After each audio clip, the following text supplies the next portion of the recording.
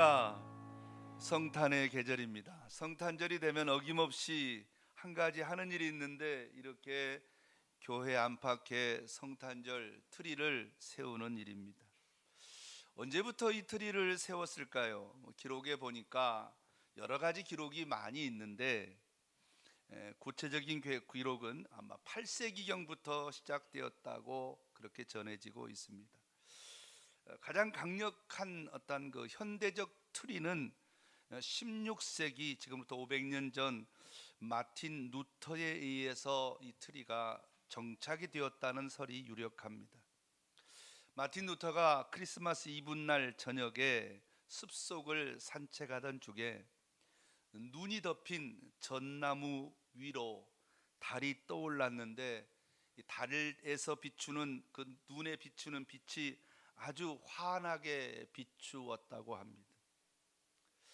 그때 하나님께서 큰 깨달음을 주셨는데 초라한 나무일지라도 빛이 비추면 이렇게 밝게 빛나는 존재가 되는구나, 그런 생각을 갖게 되어져서 맞다, 우리 인간 자체가 초라하지만은 예수님의 빛이 비추면 우리도 이렇게 화려하고 아름다운 사람이 될 수 있다는 그런 큰 감명이 있었다고 합니다. 그래서 이 트리의 이 색은 세 가지로 구성이 되는데 가장 먼저 빨간색이 이렇게 아주 위주입니다. 빨간색이 많죠. 이 빨간색은 예수님의 피를 상징하는 희생을 의미하고요. 이 파랑색, 초록색은 이 나무이기도 하지만은 이 생명을 상징하기도 합니다. 그래서 녹색에 빨간색 그리고 그 위에 흰색이 덮이는데요, 이 흰색은 평화, 주님이 가지고 오신 평화, 빛, 축복, 구원을 의미합니다.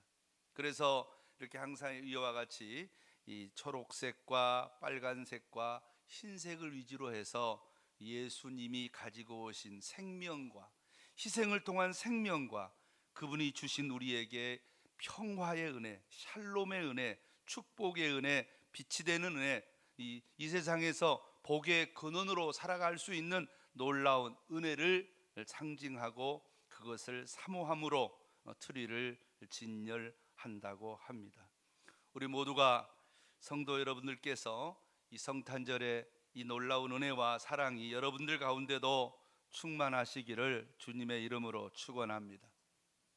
지금은 이렇게 성탄절이 얼마 전까지 1960년, 70년대, 80년대까지는 화려했지만 점점점 성탄절의 열기가 식고 있지만, 그러나 참 지금도 우리가 성탄절이 되면 뭔가 기분이 좋고 뭔가 기대감이 있고 행복한 마음이 듭니다마는 첫 번째 예수님이 오셨을 때 첫 번 성탄절에는 그렇지 못했다는 사실을 오늘 본문에서 보여주고 있습니다. 모든 사람들이 예수님을 기다리고 있었던 건 사실이지만은 모두가 환영한 것은 아닙니다. 성경에서 600년, 700년은요 시간도 아니라는 생각이 들어요.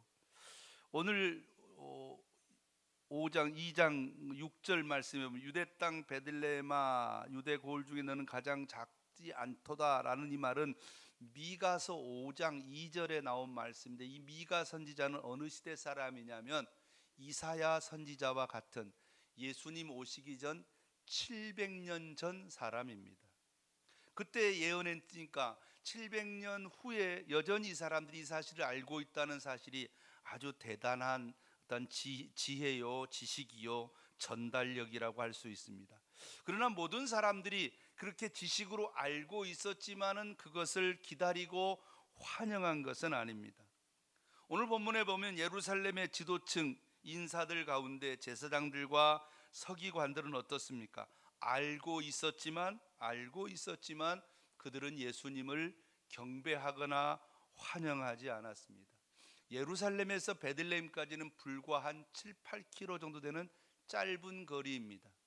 20리 정도밖에 안 되니까 걸어서 2시간이면 충분하게 갈 수 있는 거리지만은 그들은 전혀 그들을 예수님을 만난다고 예수님을 경배하러 가거나 예수님을 환영하거나 이렇게 동방의 박사들이 와서 예수님이 탄생하셨다는 사실을 알렸음에도 불구하고 그들은 경배하러 가지 않았습니다.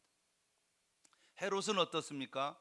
이 놀라운 사실을 듣고도 자기가 경배하겠다고 거짓말을 하고, 그리고 나중에 알다시피 이 2살 아래의 모든 어린 아이들을 죽이는 정말 말로 할 수 없는 이 포악한 학정을 행하는 나쁜 왕입니다. 예수님을 경배의 대상으로 아닌 경쟁의 상징으로 그렇게 생각하였던 것이지요. 나도 가서 경배하게 알려달라고 했지만은 그는 그 마음속에 그 왕을 경배하기 위함이 아니라 예수님을 제거하기 위해서 그와 같은 아주 거짓말을 행한 것이지요. 나중에 이 헤롯은 미쳐서 자기 아들도 죽이고 본인도 죽임을 당하는 참 비참한 인생이 되고 말지요. 여러분, 예수님을 경배하지 않고 예수님을 경쟁 상대로 생각하는 이 세상의 모든 왕들은 다 그와 같이 비참한 사람들이 되었습니다. 그렇지만 오늘 본문의 주인공인 동방의 박사들은 정말 특별한 사람들입니다. 이 동방의 박사들은 이 바벨론, 페르시아, 현재 이란 지역 출신입니다. 이 고대 바벨론 포로기 때부터 이 지역에는 유대인들이 많이 거주했던 곳입니다. 이들이 비록 이방인이었으나 유대인의 왕을 찾아 경배할 만큼 메시아 예언에 대한 지식을 가지고 있었다는 사실을 보여주고 있습니다. 이들이 메시아 유대인의 왕에 대한 바벨론 포로기 그 후에 디아스포라 유대인들이 특별히 이렇게 알게 된 것은 어떻게 됐습니까? 바로 다니엘의 영향이라고 할 수 있습니다. 동방의 박사를 뜻하는 헬라어 마고이 혹은 마기라고 하기도 하는데요, 이 사람들은 이 페르시아 지역에서는 현자, 미래를 예언하는 박사를 상징하는 무엇으로 표현합니까? 하킴과 같은 단어입니다. 다니엘서 2장 48절에 보면 느부갓네살 왕은 다니엘을 높여 바벨론 지방을 다스리게 하며 바벨론의 모든 지혜자의 어른을 삼았다고 함으로써 이 지혜자 혹은 하킴 혹은 박사의 우두머리가 된 것을 알려주고 있습니다. 이 박사라는 말이 오늘 신약에서의 마고이, 마기라는 뜻입니다. 알다시피 다니엘은 예언가입니다. 말세에 일어날 수많은 예언을 하나님께 받아 선포하였습니다. 바벨론의 미래, 이스라엘의 미래, 그리고 인류의 종말까지 예언했습니다. 다니엘의 예언의 핵심은 메시아의 오심과 그리고 재림입니다. 다니엘서 9장에 보면 70일에 관한 예언이 나옵니다. 70일에는 490년을 말하죠. 메시아가 오셔서 사역하실 490년을 구체적으로 예언을 했습니다. 성경에 보면 69일에라는 말이 나오는데요, 성벽 재건 명령이 나간 때 기원전 445년부터 기름 부음 받은 자 메시아 곧 예수님이 오실 예루살렘으로 왕이 오실 시간과 정확히 일치합니다. 다니엘서 9장 26절에서는 62일에라고 말을 했습니다. 이 말씀은 곧 한 왕이 와서 그 성소를 물이 뜰 것을 예언했는데, 이 말은 다른 말로 표현하면 예수 그리스도께서 십자가에 못 박혀 죽으심과 그 후에 AD 70년에 예루살렘 성전의 파괴를 정확하게 예언하고 있습니다. 그래서 다니엘서 9장 27절에서는 한 일에 즉 7년 동안 제사와 예물을 금할 것이라고 예언을 했는데, 이 예언으로 말미암아 구약의 모든 제사는 끊어지고 말았습니다. 다니엘서 12장 1절로 2절에서는 그때에 내 민족을 호위하는 큰 군주 미가엘이 일어날 것이요 또 환란이 있으리니 이는 개국 이래로 그때까지 없던 환란이며 그때에 내 백성 중 책에 기록된 모든 자가 구원을 받을 것이라고 말씀하고 있습니다. 이 말은 무슨 말입니까? 메시아 재림 직전에 전례 없는 대환란과 재림이 일어날 때 부활과 최후의 심판을 예언하고 있는 말씀입니다. 그래서 요한계시록을 공부할 때 반드시 함께 다니엘서를 공부하는 이유가 바로 이런 이유 때문입니다. 다니엘은 하나님께 신령한 은혜를 받아서 예언하는 사명을 감당했고, 그 예언의 주제는 곧 인자였습니다. 다시 말해서 이 인자이신 예수님이 오시고 죽으시고 부활하시고 그리고 승천하시고 다시 오실 것을 예언하였던 것입니다. 그렇습니다. 다니엘 때 마고이의 최고의 지도자였기 때문에 메시아여 때 70일에와 민수기 24장 10절의 변에 관한 예언은 마고이들의 최고의 관심사 중에 하나였다고 볼 수 있습니다. 왜냐하면 이 마고이, 소위 말하면 이 현자들은 별을 연구하는 사람들이었기 때문입니다. 특별히 오늘 본문에 보면 별을 보게 되었고, 이들에게 성령께서 감동하셨습니다. 성령의 감동하심을 받은 박사들은 즉시 이 별을 그동안 기다렸던 메시아임을 알고, 이 사실을 알고 성령의 감동하심을 받아서 예루살렘까지 찾아와서 아기 예수께 경배하였던 것입니다. 오늘 본문의 초림의 동방 박사들의 행동은 재림을 기다리는 저와 여러분에게 아주 강력한 메시지라고 저는 확실히 믿습니다. 사랑하는 성도 여러분, 조금 있다가 제가 별에 관한 이야기를 잠시 더 설명드릴 텐데요, 우리는 지금 예수님이 오셨습니다. 그리고 다시 오실 주님을 기다리고 있습니다. 우리는 어떻게 예수님을 기다려야 할까요? 마치 헤롯처럼 예수님이 오신다는 사실을 뭉개버리고 예수님이 어디 있어? 예수님은 나하고 상관이 없어라고 그저 예수님을 전하는 사람들을 죽이고 멸망시키는 그와 같은 악한 행위를 하면서 살아갈 수 있는 사람들도 있을 것이고요, 예루살렘 사람들처럼 제사장과 그리고 서기관들처럼 예수님 오신 건 나 알아, 나 안다고 하지만 전혀 준비하지 않고 그거에 관심 없이 살아갈 수도 있을 것입니다. 그러나 반면에 오늘 비록 저 멀리 떨어져 있는 동방의 박사들이었지만은 그들은 별을 보고 별을 기다리고 별을 바라보고 이와 같이 주님을 경배하러 나왔던 이 아름다운 모습은 재림을 기다리는 저와 여러분에게 엄청난 메시지가 아닐 수 없습니다. 그렇다면 이 동방의 박사들은 어떻게 이와 같이 하나님의 은혜와 복을 누릴 수 있었을까요? 그것은 바로 바라보는 믿음, 기다리는 믿음을 가지고 있었습니다. 다니엘은 예수님께서 베들레헴에서 탄생하겠다고 약속하신 그 말씀은 700년 전에 예언된 말씀이고, 그 이후 100년 후에 약 150년에서 100년 후에 누가? 다니엘이 살았던 사람입니다. 주전 600년경에 살았던 사람입니다. 앞에서 살펴본 바대로 동방의 박사들은 별을 보고 유대인의 왕이 오신다는 사실로 그렇게 인식하였습니다. 어떻게 이렇게 할 수 있었을까요? 그들은 그 별이 바로 나타날 때가 메시아이심을 알고 있었기 때문입니다. 다른 말로 표현하면 이 사람들은 별이 나타나기를 기다렸다는 사실을 알 수 있습니다. 그들은 별을 기다렸고, 그리고 그 별을 결과적으로 보고 만지는 놀라운 축복을 누리게 된 것이죠. 성경은 이를 가리켜서 말씀하기를 예언은 이루어지기 위해서 존재한다. 성경의 말씀이 육신이 되는 것이라고 그렇게 성경은 해석하고 있습니다. 하나님께서는 아브라함에게 약속했습니다. 하나님께서는 그에게 약속하신 대로 이루어 주셨습니다.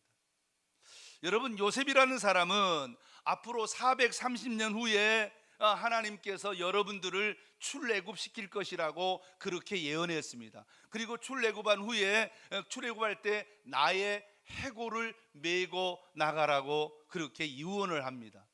그런데 그때 뭐 책이 있는 것도 아니고 아무것도 없었는데 430년 후에 이 사람들이 애굽에서 나올 때 정확하게 요셉의 해골이라는 표현이지만 사실은 그건 뭐죠?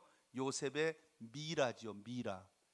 미라라고 알잖아요. 이집트 왕들이 죽으면 그 사람들은 이집트 왕들이 영생한다는 사실을 알고 있었기 때문에 그 시체를 방부제를 포장해서 린넨 천으로 감아서 이렇게, 지금도 이집트 박물관에 가면 지금도 벌써 3,000년 전에 있었던 미라가 그대로 박물관에 전시되어 있잖아요.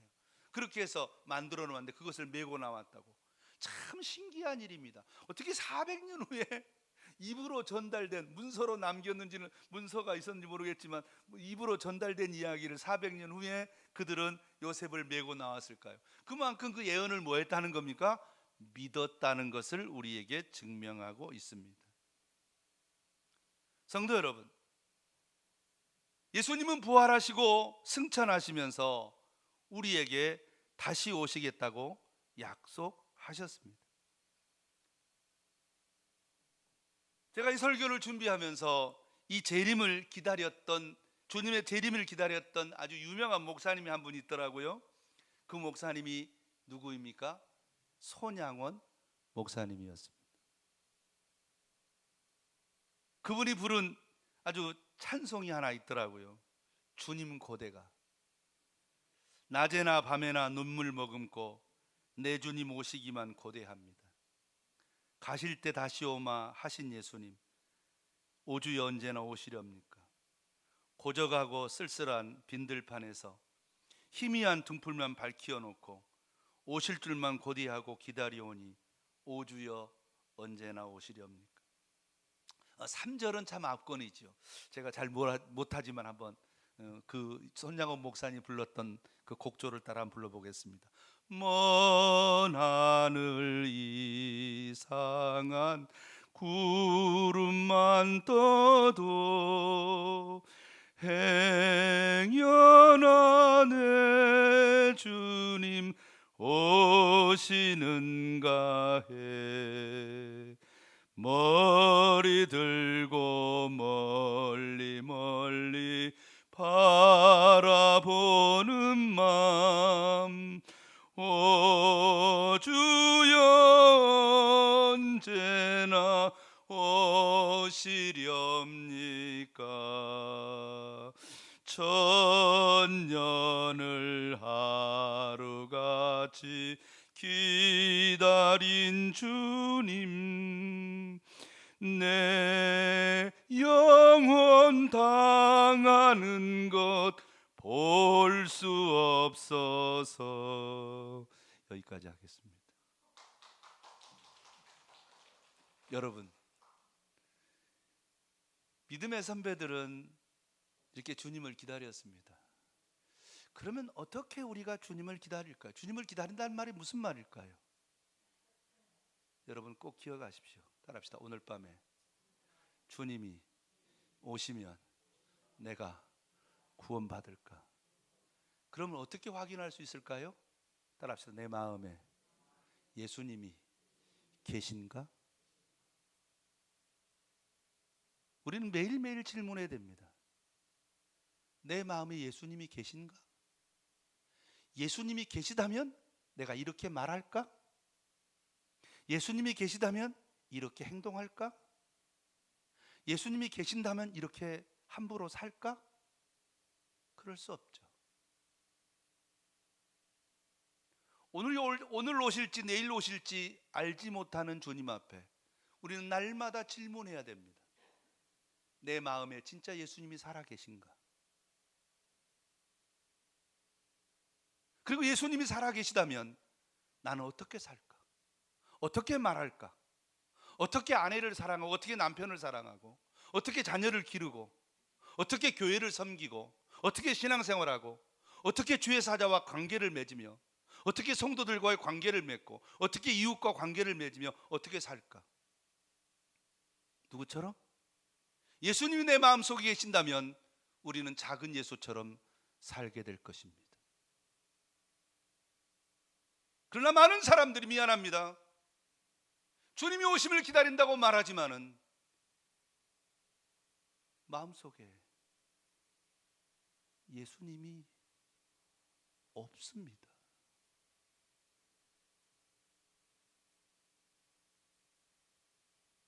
제가 지금 어떤 교회의 당회장으로 담임 목사를 모시는 사명을 일하고 있습니다. 그런데 그 교인들의 모습을 보면 어떤 분들은 참 그분의 마음속에 큰 소리는 치는데 예수님이 없는 것 같아요.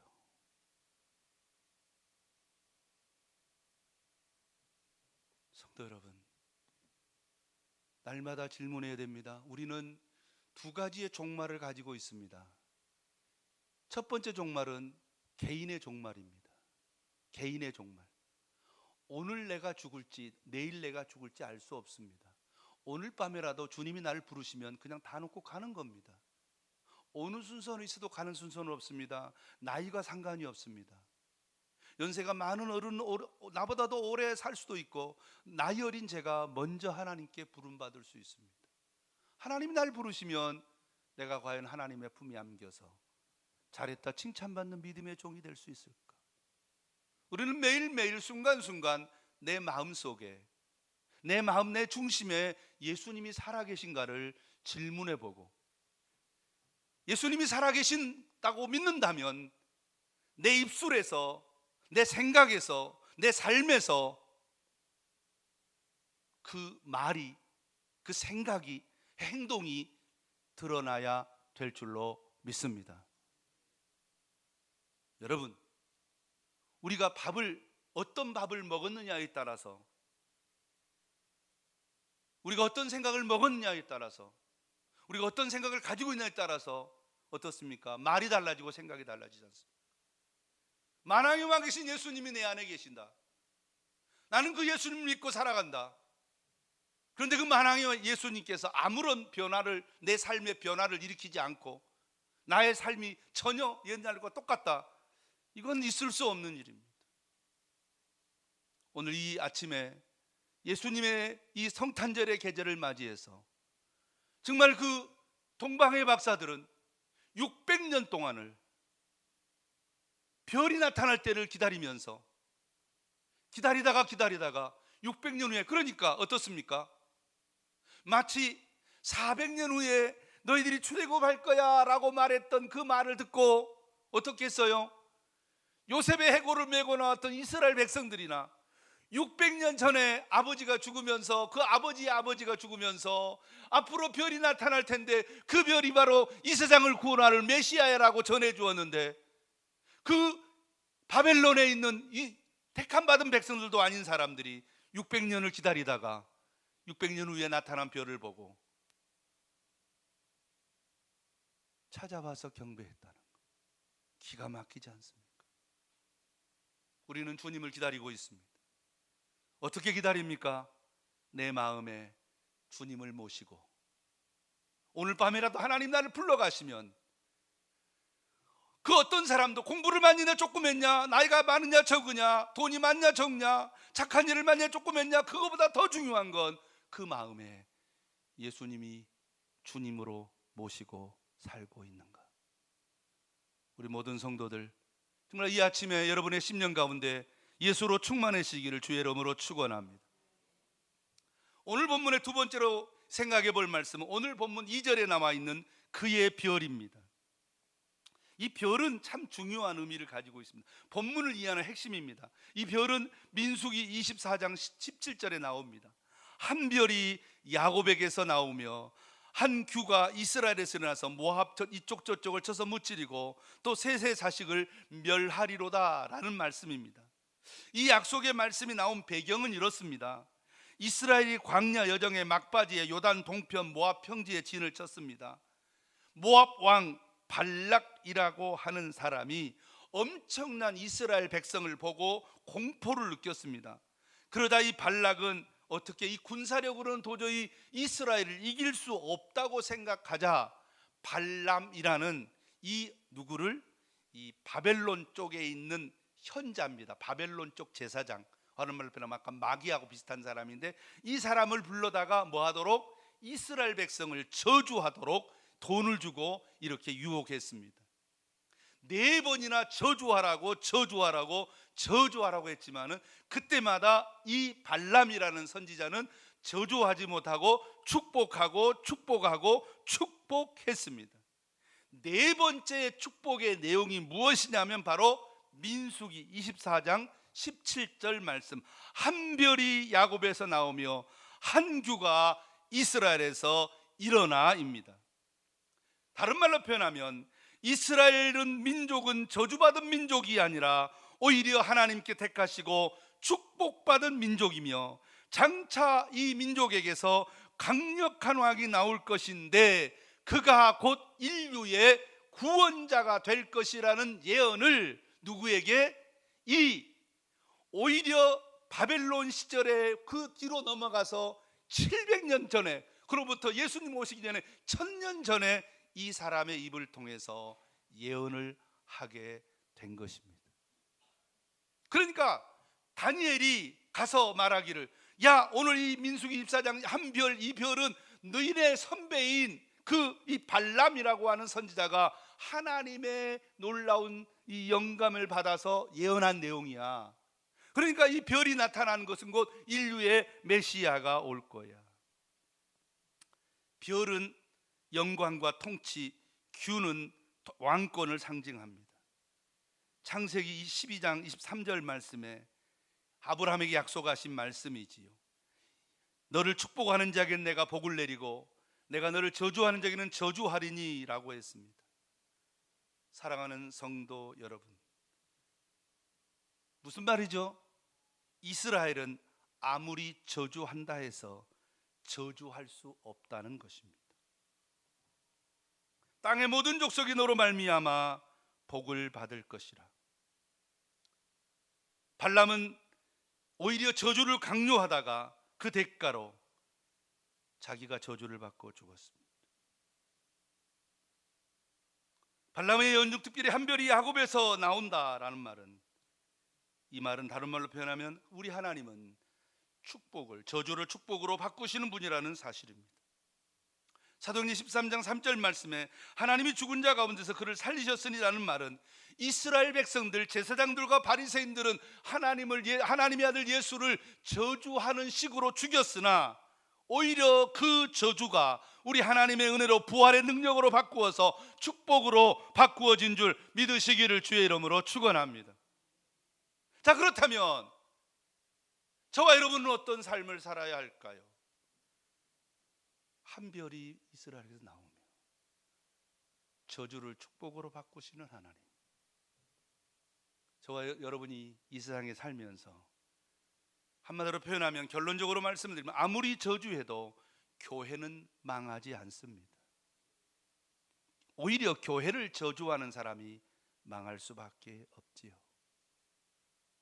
그러므로 성도는 이 세상에서 살면서 축복하며 살아야 하는 것입니다.